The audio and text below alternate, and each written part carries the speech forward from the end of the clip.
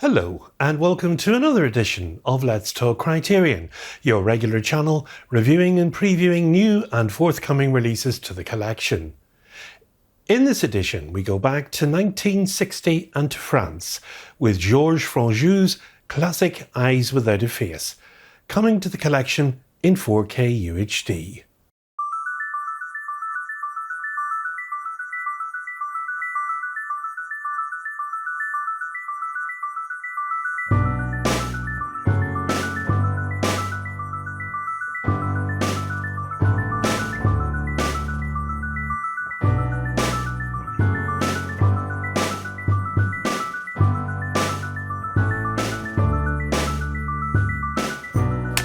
Les Yeux Sans Visage, released in Paris in 1960 and horrified audiences with the rather gruesome medical operation where a woman changes her face.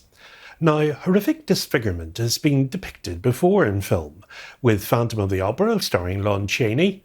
Lon Chaney, of course, had earned the nickname the Man of a Thousand Faces for his self-devised makeup techniques that created iconic and often grotesque disfigured characters. Among other notable examples of disfigurement in film, we can include The Raven from 1935 with Boris Karloff, A Woman's Face from 1941 with Joan Crawford, The Face Behind the Mask from 1941 with Peter Lorre, and Dark Passage from 1947 with Humphrey Bogart. But Franju's film had an additional psychological effect on its audiences of the time. Although Eyes Without a Face was cleared by the censors, its release in Europe caused controversy. Critical reaction ranged from praise to absolute disgust. It's an international co-production between France's Champs-Élysées Productions and Italy's Lux Film. Eyes Without a Face was shot in Paris and the surrounding suburbs and at Boulogne Studios. And during the film's production, consideration was given to the standards of European censors by minimising the amount of gore visible on screen. Now, the film's initial critical reception was not overtly positive though, but subsequent theatrical and home video releases has improved its reputation. Modern critics, of course, now praise Eyes Without a Face for its poetic approach to the horror genre, as well as being an influence on many other filmmakers. Georges Franju started out with mainly short documentary films, and he documented the Nazis' occupation of Paris in The Blood of the Beasts in 1949 and Passing by the Lorraine in 1950. Now, it wasn't until 1958, though, that he turned his attention to fictional feature films, and particularly that was his second outing, Eyes Without a Face. It revolves around a plastic surgeon who is determined to perform a face transplant on his own daughter, who's been disfigured in a car crash. Eyes Without a Face follows the brilliant surgeon Dr. Genesier, played in the film by Pierre Brasseur, and his assistant Louise, played in the film by Alida Valli, as they kidnapped young women in the night. Now, these ladies are brought to the doctor's secluded house, where he lives with his daughter, that's Christiane, played in the film by Edith Scope. Her face has been severely disfigured in a car accident when her father was driving. Now, feeling guilty for this, the doctor vows to give her back her beautiful face once again, and the kidnapped women are there to provide this for him. He uses them to provide facial transplants, and after the first transplant is unsuccessful, the doctor becomes ever more determined, and the death toll and psychosis steadily rises. In the meantime, Christiane becomes ever more desperate to leave the house that she has become trapped in. Her father had actually faked her death using the body of one of his victims, so Christiane must remain in hiding. But her dilemma becoming one of deciding which she wants more, her face or her freedom. Now, the film fits into the same sort of narrative concept as movies like The Brain That Would Not Die and Donovan's Brain, but with a far less dramatic injury spurring the plot forward. Where the film gets bleak is through the absence of the kind of investigative force that comes up in these stories, whether it's through the loved ones of one of the victims trying to investigate the deaths, or the police trying to track down the cause of these murders. There's some narrative driving force in the plot that the audience follows, while the villains do their work. When the film ends, and the villain is thwarted through the actions of these characters, whether through the implication that the law, or indeed your friends, or society, will help you when things go bad. Now, by comparison though, in Eyes Without a Face, these forces do exist and are utterly ineffective, and have only a slight unintentional influence on the plot itself. The police are frequently slowed down by the doctor, and the fiancé is unable to act without the assistance of the law. It's slow and deliberate. The visuals present an orderly world of a doctor completely above suspicion, conducting his atrocious work, secure from detection. Paris and its environs are overcast and foggy, leafless trees dominate grey skies, and the police go about their business with sincere goodwill, but are, on the whole, ineffective. The villains are mysterious and banal at the same time, like the workaday monsters of the concentration camps or the butchers of Blood of the Beasts. Dr. Genesier and his devoted assistant, Louise, don't profess mad theories or rationalise what they're actually doing. They kidnap, mutilate and murder innocent young girls. Genesier isn't a madman.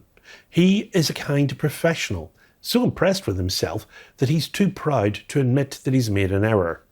He loves his daughter and shows concern for his patients, but his real love is his own achievement in surgical heterografts, the transplanting of organs or tissue from one person to another.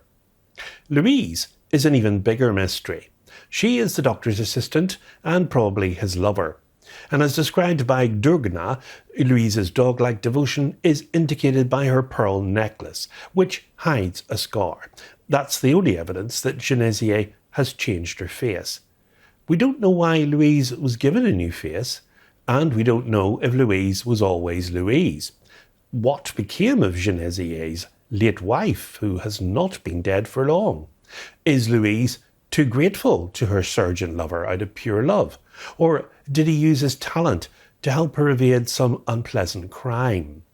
Louise shows signs of anxiety with the doctor, but she puts up a flawless facade with the daughter Christiane. And now we turn to Edith Scope as Christiane. She is the soul and the centre of Eyes Without a Face. Maurice Jarre's music expresses the black velvet nightmare of her existence, providing a delicate accompaniment as she glides like a phantom through the brick corridors of her father's mad surgery. Christiane indeed haunts the house of Genesier. Another girl is buried in her stead, and she talks about having to live for the others as well. And of course, all the mirrors have been blacked over. Christiane visits the caged dogs used in her father's heterographed experiments, and every so often she sneaks a phone call to hear the voice of her fiancé Jacques. Now let's talk about the mask. Christiane's face is a neutral mask without eyebrows, a dead mannequin's face through which stare Scope's maddening eyes. It has all been stylised to resemble artwork by Jean Cocteau. Now she walks and moves with exaggerated grace, an image augmented by her housecoat with its upturned collar and short sleeves. It's somewhat unnerving to see Christiane step slowly down a dark brick hallway while her father's tortured dogs are howling off-screen. Eyes Without a Face has horror aplenty in it, but it does require patience. It's a very slow-moving film. The famous surgery scene is a centrepiece, of course, that has become less important with repeated viewings.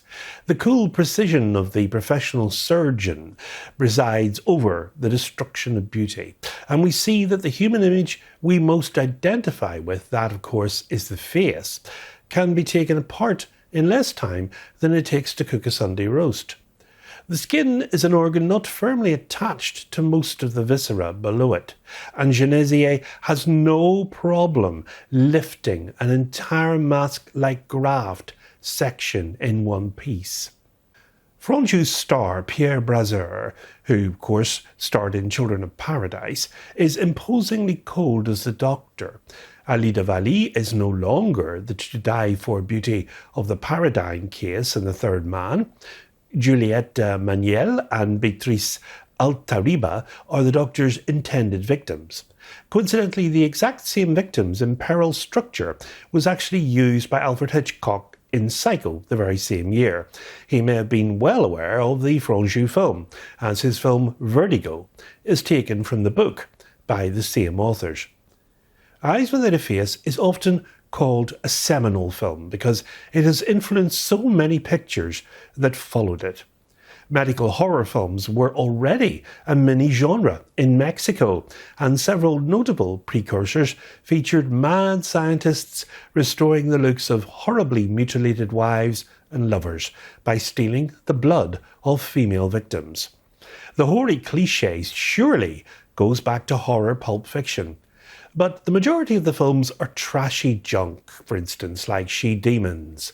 Nothing involving mad surgery after Eyes Without a Face is thematically complex. Mill of the Stone Women and Gritos en la Noche appear to be directly inspired by the Franju film.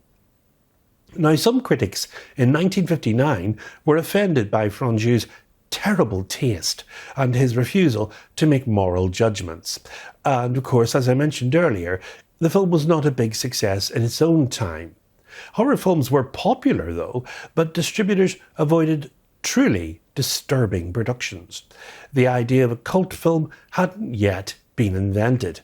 Eyes Without a Face instead became a cornerstone film in a new category of transgressive horrors. Now, Eyes Without a Face comes to the Criterion Collection as a 2-disc combo pack. It has a 4K UHD disc with the film itself and a second Blu-ray disc with the film and the same special features that were ported over from the original Blu-ray release. And these features are a new 4K digital restoration with uncompressed mono soundtrack. Blood of the Beasts, Georges Franju's 1949 short documentary film about the slaughterhouses of Paris. Archival interviews with Franju on the horror genre, cinema, and making of Blood of the Beasts. An interview with actor Edith Scobe. Excerpts from Les Grands-Pères du Crime, that's a 1985 documentary about the screenwriters Pierre Boileau and Thomas Narcejac. There's trailers from the film, and of course, as always, we have essays by the novelist Patrick McGrath and the film historian David Calat. And the cover art is the same cover art as the original Blu-ray had, and that was designed by Aesthetic Apparatus. Les Yeux Sans Visage, or Eyes Without a Face, from 1960, directed by Georges Franju, is rare in horror cinema for its odd mixture of the ghastly and the lyrical, and it's been a major influence of the genre in the decades since. There are images here of terror, of gore, and of inexplicable beauty that once seen are never forgotten. The film has a running time of 90 minutes and it's in black and white with an aspect ratio of 1:6:1, and it comes to the Criterion Collection on 4K UHD on Tuesday the 14th of October as existing spine 260. And Eyes Without a Face is also getting a new 4K UHD makeover in the UK, and that comes via BFI. That version will come with special features and an additional booklet. Next week on Let's Talk Criterion, we take a look at David Cronenberg's latest film, The Shrouds, coming as a Criterion premiere release on Blu-ray. So, until then, from me, it's goodbye, and above all, good Criterion viewing.